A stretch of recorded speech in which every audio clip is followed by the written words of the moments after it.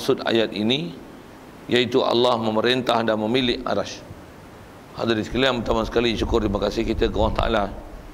Syukur kita nikmat hidup masih diberi. Syukur juga nikmat Allah Ta'ala beri kita dalam keadaan Islam, yang kita Islam sejak kecil lagi. Mak ayah kita Islam, maka Islamlah kita. Lebih-lebih lagi Allah Ta'ala, kita syukur ke Allah Ta'ala di atas nikmat dijadikan kita boleh mengiya dan membenarkan semua ajaran Nabi SAW, yang dengan kita membenar dan mengiyakan semua ajarannya itulah dikatakan iman. Apatah lagi kita boleh taat patuh perintah dia. Begitu juga syukur dijadikan kita sihat lapang masa, boleh hadir untuk menantikan solat Jumaat tengah hari ini, dan insya-Allah kita manfaatkan pertemuan kita meneruskan bacaan kitab daripada kitab Pati Faridah ni, insya-Allah.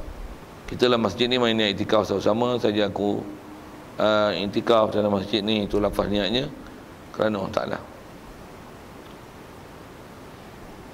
Kata maksudnya peringatan.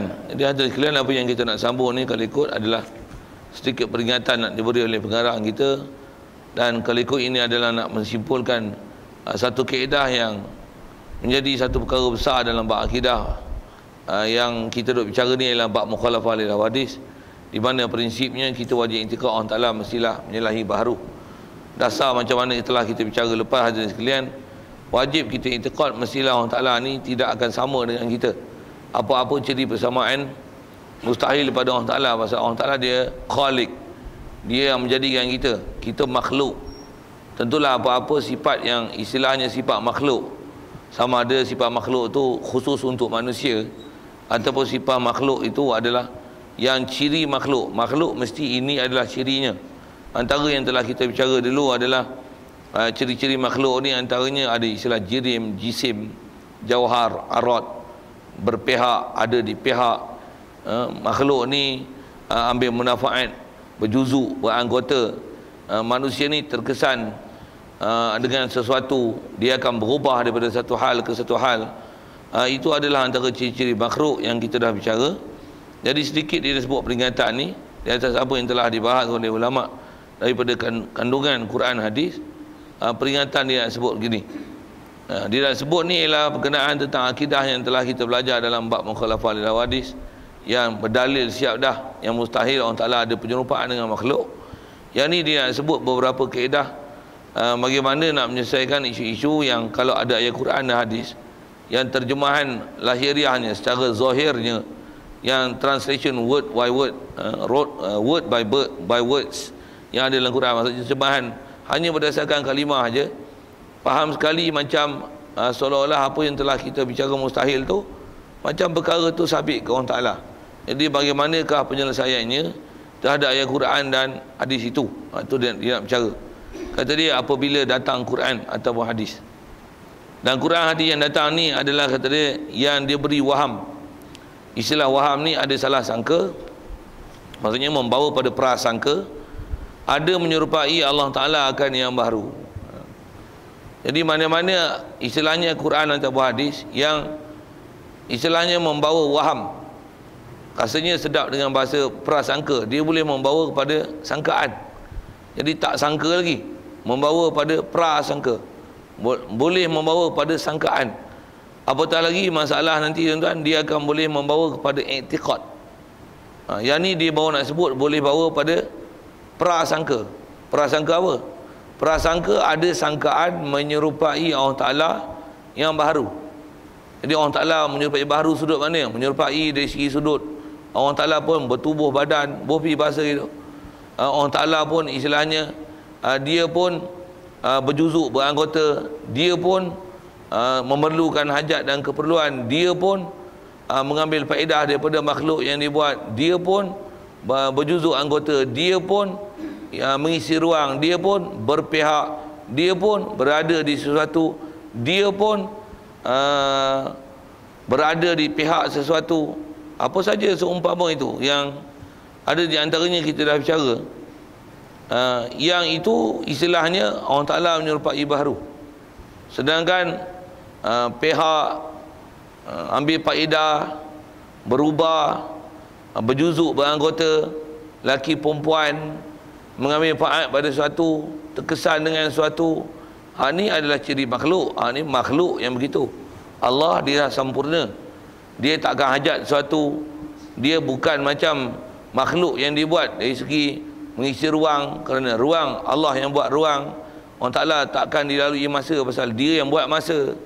Ada perkara-perkara yang kita dah bersentuh gitu. Jadi kalau ada, itu yang sebut, kalau ada, macam mana nak buat? Jadi kaedah dia, kaedah. Sebelum dia sebut kaedah, dia bagi contoh dulu. Seperti contoh ayat Quran ni masyhur disebut dalam permasalahan ni, Ar-Rahmanu 'alal 'arsy istawa. Terjemah mudahnya, Tuhan yang Rahman, Allah Ar-Rahman di atas arasy tertinggi. Sekali lalu macam mana? Faham tinggi ni macam mana? Tinggi mestilah duduk atas, kan? Dan faham tinggi itu ada pihak. Jadi faham tinggi atas dan pihak. Maka zahir ayat ini kata dia, Allah Ta'ala berpihak. Pihak mana? Atas. Iaitu kata dia, dan atas tu tak mana? Tinggi. Pula tu bertempat di mana? Arasy. Tu. Jadi faham tu ada dua masalah. Tak mana? Kalau kita gabung sekali tu tiga pihak satu, lepas tu pihak tu pula tinggi, dan nisbah tempat tu nya di mana? Arasy. Okay. Sekali lalu dulu kalau kita tengok tak mana yang istilahnya boleh membawa pada salah sangka dan membawa salah i'tiqad. Pertama, arasy. Arasy Allah yang bagi jadi. Kalau Allah berada di arasy, tertinggi di arasy, ataupun berpihak di arasy, berarti ada istilah ambil manfaat. Satu tak arasy.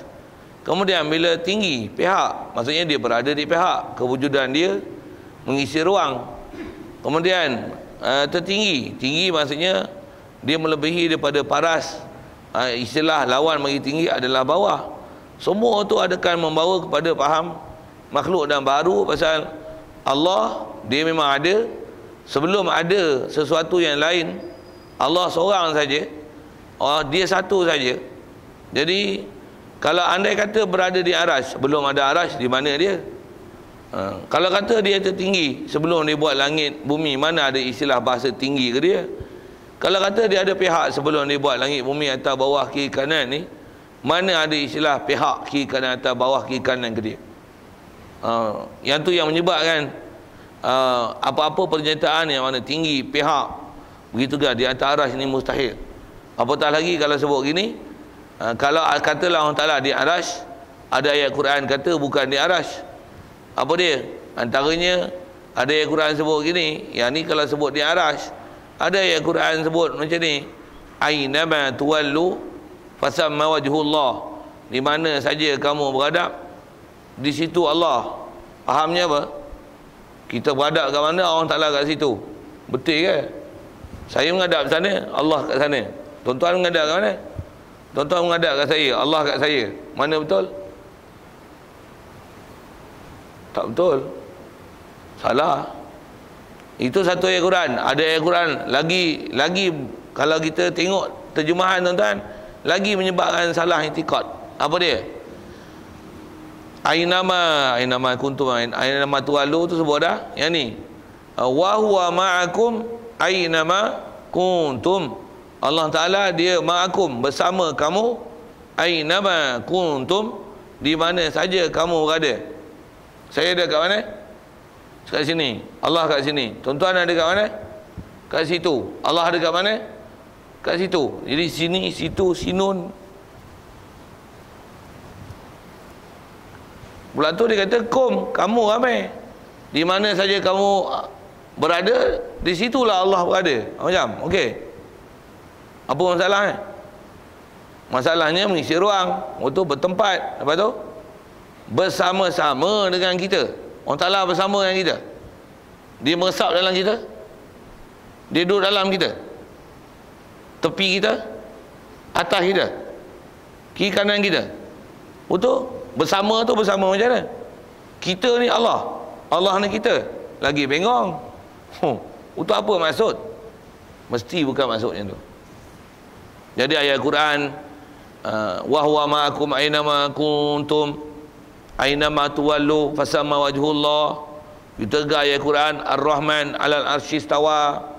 Semua tu bukan maksud macam tu. Maksud tak mana? Maksud di arasy, maksud pihak, maksud tinggi, maksud bersama, maksud di depan, maksud di mana-mana tu kan. Ataupun ada kalau kita belajar hadis lah, macam mana pun apa saja bahasa seumpama itu ke Allah Ta'ala, semua hal macam tu ke Allah Ta'ala adalah mustahil. Baik, apa yang menyebabkan mustahilnya? Tentu sikit tengok. Apa yang menyebabkan mustahilnya? Makna tu sendiri dah mustahil. Antara makna tu kalau sebut tuan-tuan, cuba bagi keputusan macam mana nak selesaikan. Allah Ta'ala berdasarkan contoh saya sebut 3 ayat Quran tadi, dan dia beri di satu di sini, summa stawa al arsh, di arashkah, itu bersama kita kah, di depan kita kah, ataupun di mana-mana kah? Ya.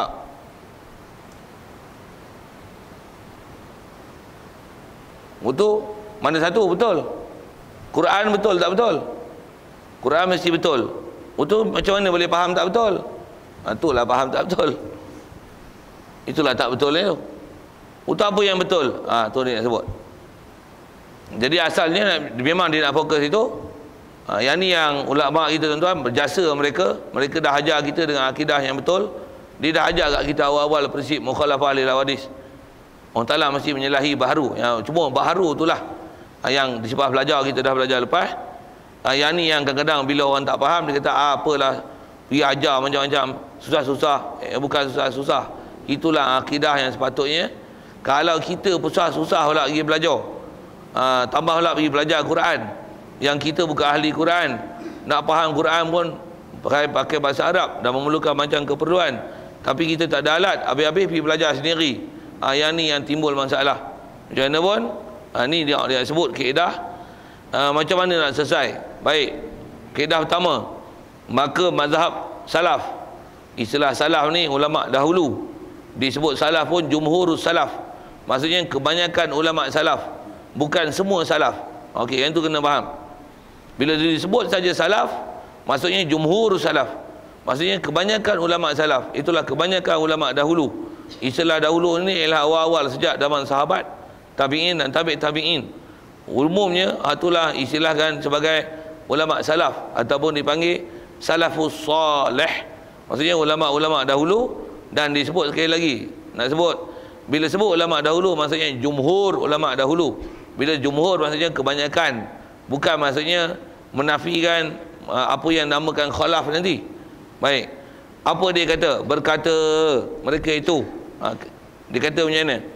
Kami tidak faham kehendak pihak tertinggi ini. Ayat mudah disebut macam ni, kami tidak faham kehendak pihak tertinggi ini. Apa maksudnya kami tak faham? Boleh macam tanggung tu, tapi maksud dikendaki ini dengan apa yang bab kita duk bicara. Maksud apa? Maksud kata kami tidak faham kehendak pihak tertinggi ini. Maksud tak faham tu ialah kami tak faham macam ni. Kami tak faham macam ni. Maksudnya bukan kami faham Allah Ta'ala duduk tinggi, bukan. Ataupun kami tak faham maksud tertinggi ini, maksudnya kami tak faham. Kami tak faham kata Allah Ta'ala duduk di atas. Tak, bukan gini. Tu salah. Kami tak faham Allah Ta'ala duduk di atas ni. Tak, bukan macam ni. Tu maksudnya. Boleh? Jadi macam kita sebut tadi lah, depan. Kami tak faham. Kalau dia gunakan bahasa kami tak faham tu, kami tak faham maksudnya di depan. Tak lagi. Kami tak faham Allah Ta'ala duduk bersama dengan kita, atas bawah duduk dalam bersama, menyerat dalam kita. Tak lagi. Bukan maksud itu. Begitu juga kalau tengok ada ayat Quran lagi. Yang ni pun ada orang sesat, salah faham kan. Sebut biar pasal nak jaga jangan silap. Ada ayat Quran gini. Apa dia? Wa nahnu aqrabu ilaihi min hablil warid. Kami lebih hampir daripada kamu, daripada urat tengkok kamu. Hai. Lebih hampir daripada urat tengkok. Ada orang faham salah. Dia kata apa? Orang Ta'ala duduk kat kita, duduk kat tengkok. Oh, lagi bengong. Untuk kat tengkok ke, kat arah ke, atas ke, depan ke, kanan ke, kiri ke, bersama ke, menyerap ke? Dengar elok. Tu disebut kami tidak faham kehendak pihak macam ni Allah Ta'ala. Maksudnya apa terjemahan zahir? Yang ayat ni disebut tang arash lah, tang tinggi lah, tang pihak lah. Yang saya dah tambah tadi, berdepanlah, bersama-samalah, ditegaklah. Subhanallah, takkan makna macam tu. Kalau kita belajar hadis pun ada disebut ittaqillah haitsuma kunta. Ada ayat sebut kalau kamu tawajjah Allah tajid tujahaka, kalau kamu cari Allah Ta'ala, kamu akan dapati Allah Ta'ala hadapan kamu. Yang ni yang disebut Quran, hadis, yang istilahnya boleh membawa pada prasangka, salah sangka ke Allah Ta'ala. Jadi jangan salah sangka tu. Jangan salah sangka tu maksudnya jangan menyangka bukan-bukan. Jangan duk iktikad perkara yang tak betul ke Allah Ta'ala. Baik, jadi kaedah ulama salaf, ayat dia macam ni, kami tidak faham kehendak pihak macam ni. Disebut pihak pasal disebut bagi contoh pihak. Saya dah rumuskan tadi, apa maksudnya kami tidak faham kehendak macam ni. Apa saja terjemahan lahiriah ayat ni, itu bukan macam tu, kami tak faham maksud macam tu. Dok.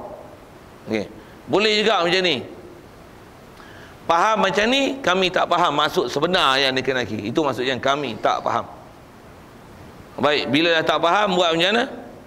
Bahkan maksudnya terserah pada Allah Ta'ala juga. Okay, siap. Maksud macam ni bukan makna ada. Begitu juga anti ayat-ayat, muka ke, tangan ke, mata ke, kaki ke. Kalau ada ke Allah Ta'ala, mesti guna bahasa macam tu. Apa dia? Kami tak faham kehendak maksud macam tu.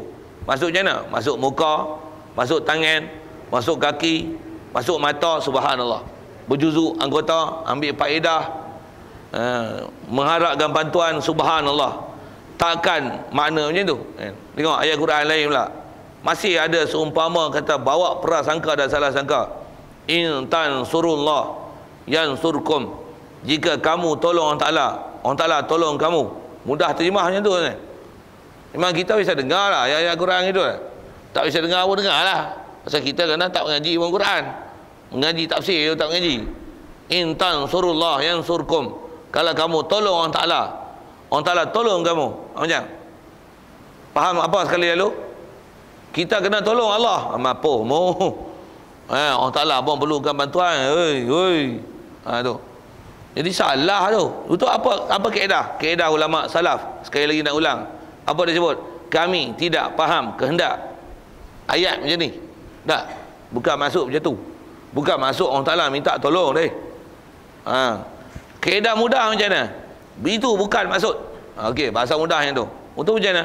Maksudnya terserah kepada Allah Ta'ala juga. Serah ke Allah. Mesti ada makna. Tu tak reti buat macam mana? Diam. Wah itu pasal kaedah ulama salah. Kaedah ulama salah ni ialah kaedah paling mudah. Pasal mesti kata macam ni apa? Quran betul ya? Ambil faham macam ni, ambil faham mudah. Quran betul ya? Quran mesti betul. Hadis betul ya? Hadis mesti betul. Untuk macam mana macam tak betul ya? Mesti ada makna. Makna macam tu mesti bukan maksud. Untuk apa maksud dia? Jawab. Allah yang tahu. Wallahu alam. Siap. Serah sah akidah. Kalau bab ketuhanan, sah akidah. Pasal apa? Kita tak berfikir merepek ke Allah Ta'ala, tak fikir mata, tak fikir tangan, tak fikir kaki. Macam mana kita dah belajar mukhalafah. Kita tak fikir Allah Ta'ala di arah, tak fikir duk fikir tinggi, tak pula fikir pihak, tak pula fikir duk dengan kita, bersama dengan kita, keliling kita, penuh dengan kita, duk di urat tekak. Ui, tak ada Allah Ta'ala pun kita kena bantu Allah Ta'ala. Tak ada langsung mana kita. Bahkan kita punya akidah dah betul dah Allah Ta'ala, mustahil mana gitu. Untuk apa makna dia? Wallahu alam. Allah lebih mengetahui makna dia. Semua tu ayat Quran, semua tu hadis. Betul, kami beriman Quran, kami beriman dengan hadis, tapi bukan macam tu maksud dia. Pasal maksudnya tu sewil, salah, mustahil. Siap. Clear kot? Boleh kot?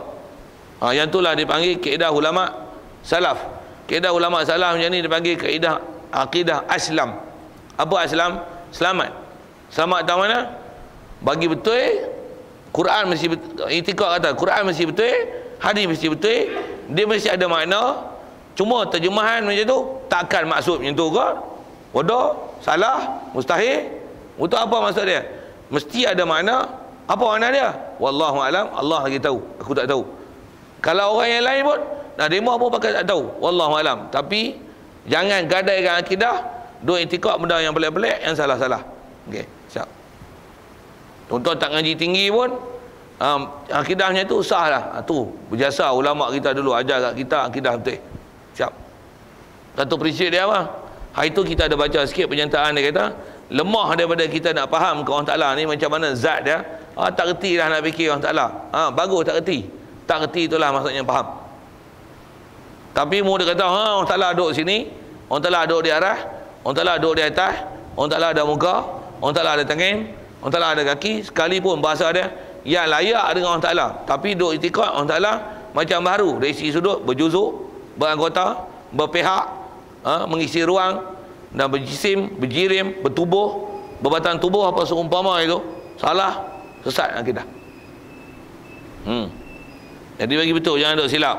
Jadi kaedah ulama salah ni apa dia? Makna dia tu kita kata bukan maksud macam tu. Kami tak faham pun maksud dia macam tu. Mustahil maksud macam tu. Untuk apa maksud dia? Maksud dia kita serah kepada Allah Ta'ala. Bahasa mudahnya wallahu alam. Siap. Saya tak berhenti tu. Saya baru habis tu. Baik. Dan mazhab khalaf. Bagi perhabis. Pasal kena bagi selesai kat ni. Sikit apa nak ambil. Dan mazhab khalaf. Ulama belakang, istilah ulama belakang ni ulama yang selepas daripada zaman sahabat, tabi'in dan tabi'in. Dan disebut ulama belakang pun jumhur ulama khalaf. Pasal Islam zaman awal-awal Islam tuan-tuan, Quran turun kat sahabat orang Arab. Dan banyak ramai kata-kata orang Arab tak timbul masalah nak faham Al-Quran ni. Pasal mereka bahasa Arab bila Islam dah berkembang, antaranya berkembang kat orang Melayu.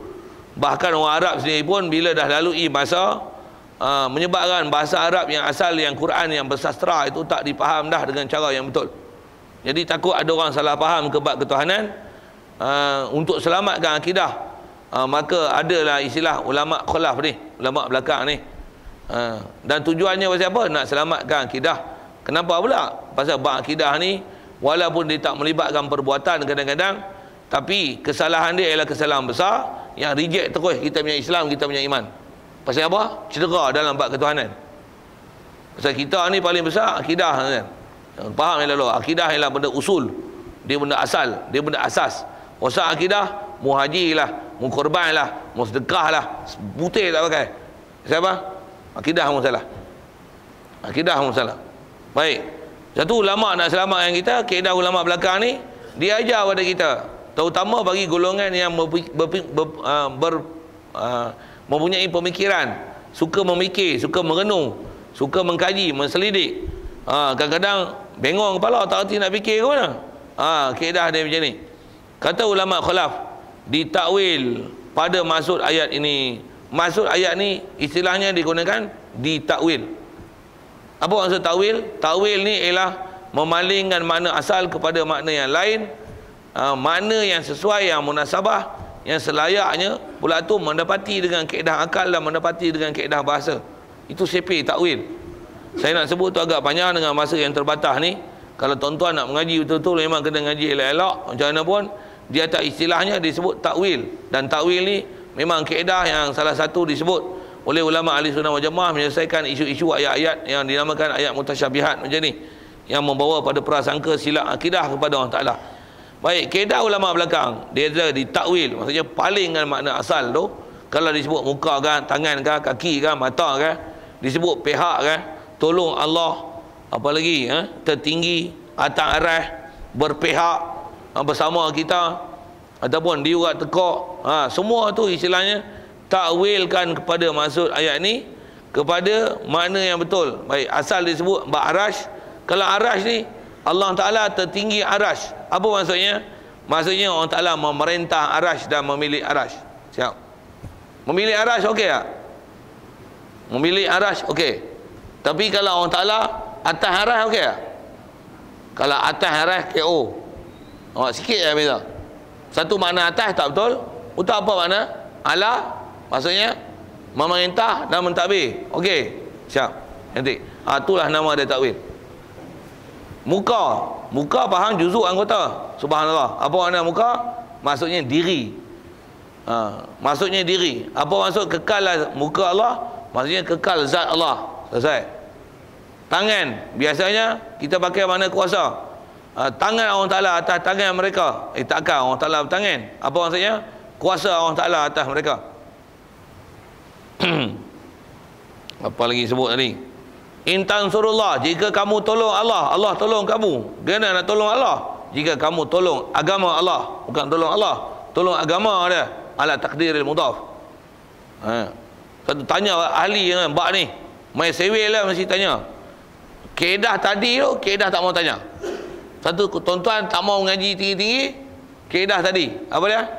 Mesti makna mustahil. Macam ke orang Ta'ala berpihak, berjuzuk, beranggota tu, tak layak ke dia? Apa makna dia? Dia mesti ada makna, tapi bukan makna yang salah macam tu, makna bahadur gitu. Apa makna dia? Wallahu alam. Tuan-tuan malas bertanya, ambil tadi. Kalau tuan-tuan jenis mikir mengenung, tak boleh lagi, tak boleh lagi, tak boleh lagi, fikir pening Oh, macam mana nak selesai? Nak selesai tak pandai? Jumpa saya. Saya boleh cerita satu-satu. Antaranya saya dah sebut tadi. Untuk mata maksud apa? Masuk mata tu dengan ilmu dan pemerhatian. Keadaan ayat Quran disebut wasna'il fulka bi'ayunina. Ayat tu perintah Nabi Nuh buat kapal. Wasna'il fulka, buatlah kapal bi'ayunina, dengan mata kami. Takkan makna biji mata, subhanallah. Apa makna dia? Mesti bukan makna gitu. Itu apa makna dia? Kaedah khalaf yang ni kita sebut jumhur khalaf. Apa maksud? Buatlah kapal dengan perhatian kami. Maksudnya orang salah pandang nak tengok, bukan dengan mata. Pandang. Sebut ayun tapi dengan mana? Sifat basar.